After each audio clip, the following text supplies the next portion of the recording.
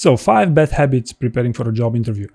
The first one I want to touch upon here is when you ask for help, when you ask all the wrong question actually for help. Classic example, Dan, I'm applying for an SD role. Can you give me some tips? I mean, come on. It's not the best question in the first place. And I've even noticed a more worrying pattern here that some of you are hunting for the ones that got the job offers and try to contact them to, eventually get coached by them. Again, I don't think this is the best employment of your time. I mean, you should really try to make more sense here. The second one I want to touch upon here is mirroring others.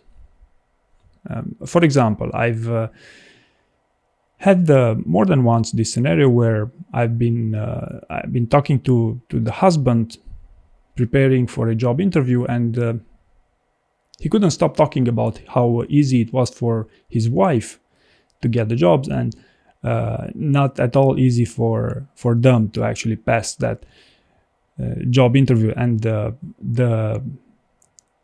more we spoke, the more I realized they were actually trying to clone their wife's approach to that job interview. And I honestly don't believe that's the best approach, because that saying, be yourself, everyone else is taken. Now, there is a slight disambiguation I wanted to add here. I actually believe it's very good advice to try to see other styles of interviewing, or probably the simplest correlation here would be, the people that you admire the most, but from TV, right? So if you admire a comedian and you think that talking like them would add you benefit in your interview performance, that's perfectly fine, to give it a go and do the necessary steps and invest a little bit of time to get good at it. And yes, mirroring a style is fine, but mirroring someone, I believe that's a very dangerous approach, and I believe that's not likely to fly, because that's too biased in my opinion. So mirroring others is not good, but mirroring other styles or someone you admire, yes, I think that could work. Number 3 here, preparing superficially for a job interview. And again, I'm talking about the behavior here. We live in the digital age where everyone fights for your attention, including myself right now.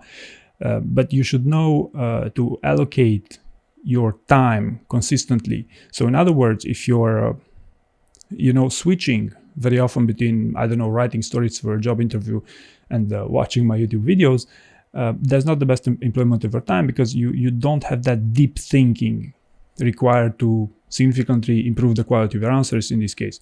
So okay, what's a fix here? For example, I noticed that in my case, if I do 100-minute deep dives into thinking and really brainstorming for something, such as ideas for videos, for instance, that will significantly improve the quality of that outcome. So for 100 minutes, I do nothing else than that single thing, without any digital distraction in my things, in this case. So in this way, you remove that superficiality that you have, that it's often caused by digital or other distraction. Number 4 here, Dr. Google and Professor YouTube. This is an expression for someone now working for Amazon. I do believe that there's added value, otherwise I would never publish these YouTube videos, and I do receive hundreds of thank you notes this year alone from both people who have been successful and unsuccessful in their job interviews. But I believe there's a limit when it comes to how much of this can you trust. And the simplest example is here on my YouTube channel. I advise different things in different videos. In some video, I might advise you to have 2 minutes answers, whereas in other videos, I might advise you to have 10 minutes answers, which I believe is perfectly fine for the right type of candidate who understands that this is for training purposes. This is to push the boundaries and make you slightly uncomfortable there in order to improve your behavioral interviewing skills. But at the end of the day, it's you the one self-assessing your performance. And if you're not able to distinguish between what's wrong and what's good for you, I don't believe you're likely to succeed in the interview in the first place. So Dr. Google and Professor YouTube do work, but there's a certain limit as to how much you should rely on the information transmitted digitally. And the last but not least behavior that I found quite dangerous going to job interview, it's one that's pretty classic, that's to over-theorize stuff. For example, when you prepare stories for your job interview, you do prepare that, but you spend 3 weeks on just preparing that stuff when you feel it's really the most amazing, the highest possible quality, and then you have 3 more days to roleplay for the interview. So when you over-theorize stuff, chances are that your performance during the interview will suffer in one way or another. So that's why it's always a good idea to self-assess continuously and try to do something that's rather counterintuitive when you feel like you're going into a pattern of literally over theorizing. So the antidote for over theorizing is, of course, to role play, to find someone to role play. I also have a free role play service if you want, or you can use a friend, or if you can use a coach.